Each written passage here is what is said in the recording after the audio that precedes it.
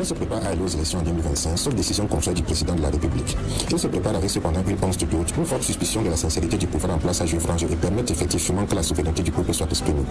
L'une des raisons de cette suspicion, c'est que le Cameroun est l'un des rares pays africains du précaré français à organiser encore une élection présidentielle à un seul tour. D'après l'article 6 alinéa 1 de la Constitution, le président de la République est élu au suffrage universel direct, égal et secret à la majorité des suffrages exprimés. Le suffrage défini simplement désigne l'acte par lequel on déclare sa volonté dans une élection ou une consultation. Il est universel quand il reconnaît le droit de vote à tous les citoyens, par opposition au suffrage restreint quand il reconnaît le droit de vote à une partie des citoyens seulement, parfois bénéficiaires d'un mandat électif préalable. Par exemple, au Cameroun, comme le président de la République, les députés de l'Assemblée nationale sont élus au suffrage universel, c'est-à-dire par tous les citoyens inscrits sur une liste électorale, alors que les sénateurs sont élus au suffrage restreint réservé aux conseils régionaux et municipaux. Après l'élection, le suffrage est dit exprimé quand l'électeur a effectivement choisi un candidat, à la différence du vote blanc quand l'électeur ne met aucun bulletin dans l'enveloppe ou ne coche aucun candidat quand le bulletin unique est utilisé, et du vote nul quand l'électeur met plusieurs bulletins dans l'enveloppe ou pose plusieurs candidats sur le bulletin unique. Au Cameroun donc, l'article 6 alinéa 1 de la Constitution, appuyé par l'article 116 alinéa 4 du Code électoral, dispose que le président de la République est élu à la majorité des suffrages exprimés, et le Code électoral précise à l'alinéa 3 de cet article que cette élection a lieu au scrutin uninominal majoritaire à une tour. Simplement dit, au cours d'une élection présidentielle, s'il y a 10 candidats et 3 millions de personnes qui vont voter, comme c'est souvent le cas au Cameroun, à la fin, on va d'abord exclure ceux qui ont voté nul ou blanc et ne considérer que ceux qui ont effectivement porté leur choix sur un candidat. Au décompte, un candidat peut être déclaré vainqueur avec 39% des suffrages exprimés, comme ce fut le cas en 1992 pour Paul Biya. Dans ce cas, la question de la légitimité ou de la représentativité se pose, car la démocratie est vendue comme le règne de la majorité, et 39% ne saurait représenter une majorité dans une démocratie. Quand alors le Code électoral stipule en son article 138 alinéa 1 que je cite, lorsqu'à l'issue de l'élection, aucun candidat n'est proclamé élu président de la République, le président sortant reste en fonction jusqu'à l'élection et la prestation de serment du président nouvellement élu. Fin de citation. La question reste de savoir ce qui peut faire en sorte qu'aucun candidat ne soit proclamé élu, puisque dans les conditions actuelles des textes, même si un candidat a 10% des suffrages et a un score au-dessus des autres, il est déclaré élu sans condition. Des conditions qui existent pourtant dans une élection à deux tours. Dans ce mode de scrutin, la réussite au premier tour est conditionnée par l'obtention de la majorité absolue des suffrages exprimés, c'est-à-dire 50 plus 1, avec parfois l'obligation de réunir un nombre minimal d'électeurs inscrits. Faute de quoi un second tour est organisé. Le deuxième tour propose alors les deux candidats ayant obtenu les meilleurs scores au premier tour, ce qui a priori garantit une majorité absolue au vainqueur et donc une légitimité, puisqu'ils ne seront plus que deux à se partager les 100% des électeurs effectifs, le premier tour ayant opéré comme un tamis. L'élection présidentielle à deux tours, déjà adoptée dans plusieurs anciennes colonies françaises en Afrique, reste pourtant redoutée par le pouvoir au Cameroun. Ce pouvoir qui est resté dans la logique du parti unique et du candidat unique imposé aux populations depuis les premières années de l'indépendance. Le président Ahidjo, jusqu'à sa dernière élection en avril 1980, n'avait jamais eu de challenger. Son successeur Paul Biya l'a suivi dans la même voie. Dans ce contexte de candidat unique, la question des nombres de tours d'une élection présidentielle ne se posait pas. Il faut dire que l'élection n'était en réalité qu'une formalité pour se donner de la légalité et elle pouvait même se dérouler à zéro tour que le score aurait été le même, 98% et plus. En 1992, quand le pouvoir a été contraint de céder au multipartisme et donc à la multiplicité des candidats, la réalité s'est faite voir et au forceps de score de 39,9% a été attribué au président sortant. La grande révélation de cette élection, c'était que les 98% jusque-là obtenus par le président quand il était seul candidat étaient du bluff. Depuis que les élections présidentielles ont plusieurs candidats au Cameroun, le changement du mode du scrutin est réclamé par les puristes de la démocratie, que l'on compte aussi bien dans la société civile qu'au sein des corps informels. Mais le pouvoir fait la sourde oreille. Dans l'absolu pourtant, autant une élection à deux tours garantit un minimum de mérite, autant elle n'empêche pas que l'élection se fasse à un seul tour. Le mode du scrutin est à deux tours au Sénégal par exemple, mais Bassirou Diomaye Faye n'a pas plus besoin de l'attendre. Dès le premier tour, il a remporté l'élection au lendemain. C'est dire que si le parti politique au pouvoir au Cameroun était aussi sûr des scores de son candidat au fil des années, soit 92,56% en 1997, 70,90% en 2004, 77,99% en 2011 et 74% en 2018, il n'aurait aucun problème que l'élection soit à deux ou trois tours, puisque la popularité de son candidat est incontestable. À moins que cela ne soit ainsi que dans les procès-verbaux, sortis des bureaux de vote de l'ECAM et ayant transité dans les laboratoires avant de chuter sur la table du Conseil constitutionnel qui juge tout recours irrecevable. La fin de Roland Sapé en dit très long sur la préélection 2025. Je me rappelle sur STV, Tongo a organisé débat autour de l'avant et après élection, comment est-ce que les choses sont en train de se préparer. Et autour de la table où on pouvait voir le guide du représentant du RDPC, un représentant du MSC et également un représentant du PCRN, il en sortait, d'après les propos, j'ai oublié le nom du débatteur là, bon, ça va revenir peut-être, où il disait les conditions ne sont pas réunies pour avoir une élection transparente.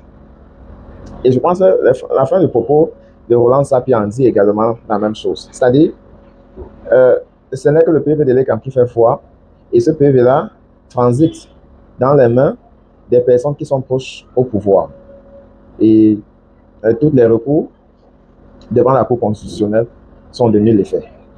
Alors, dans ces conditions-là, les élections présidentielles connaîtront peut-être l'influence de ce réseau, comme en 2018. Sauf qu'en 2025, la population nous dit qu'elle va participer, qu'elle ne se laissera pas intimider par le gouvernement en place, qu'elle aurait son mot à dire.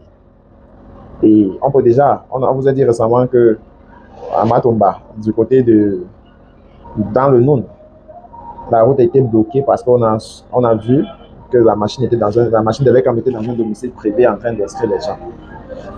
Pour vous dire que dans les bastions qui jusqu'ici ont été occupés par l'opposition, ça serait très serré. Et il y a également des militants déterminés dans les nouvelles bastions qui vont pratiquement obliger les responsables de l'ECAM, les spectateurs dans les salles, à observer une éthique électorale, c'est-à-dire sans tricherie, sans intimidation, sans bouillement d'insultes. Et à fur et à mesure, comme Aristide Mono a bien dit, c'est-à-dire il faut d'abord qu'on s'inscrit. Et pendant l'inscription, il y a la sensibilisation qui est en cours, il y a la sensibilisation qui fait son bonhomme de chemin. Et c'est au bout de tout ça que la conduite à tenir serait adaptée selon la situation qu'on aurait en face. On peut donc comprendre des petites manœuvres ici et là pour décourager les formations politiques qui sont sur le terrain en train de mobiliser les Camerounais à s'inscrire. Vous savez, je vous ai dit lors d'une sortie que la particularité des inscriptions ou alors des mobilisations des militants sur le terrain, c'est ça permet que la population et les représentants des formations politiques s'entraident, c'est-à-dire qu'ils s'échangent des mots. Vous comprenez, c'est important. Et parce que j'ai aussi l'habitude de lire ici des gens dire que normalement l'opposition devait être que sur le terrain, déserter les bureaux, rester permanemment sur le terrain. Un point de vue que je partage. Sauf qu'également, n'oubliez pas que dans l'opposition, il faut également des moyens. Il ne faut pas passer tout le temps sur le terrain, oublier que tu dois mobiliser les ressources et que le moment venu, tu sois à sec.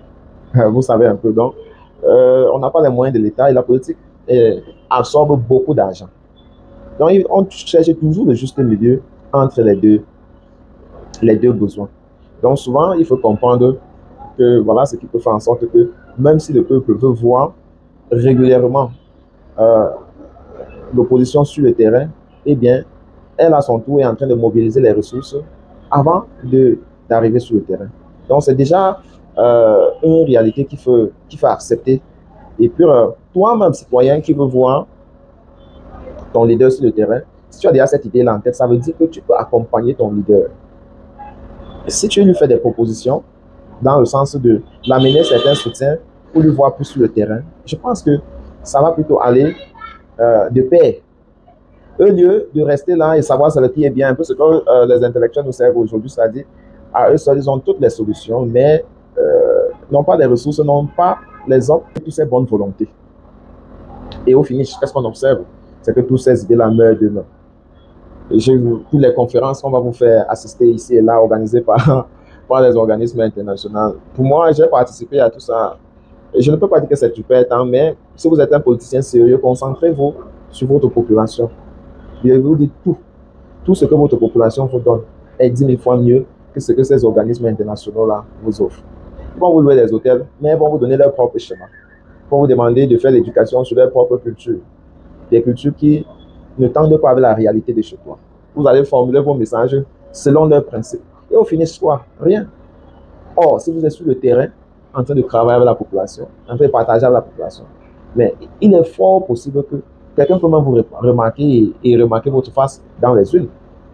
Voilà des choses qu'il faut d'abord se dire. Donc, il me semble important qu'on puisse avoir ces bases-là avant de se jeter à formation à X, formation à Y, parce qu'on va dormir à l'hôtel pendant 2-3 jours. Et inscrivons-nous d'abord. Le reste va prendre soin de lui-même.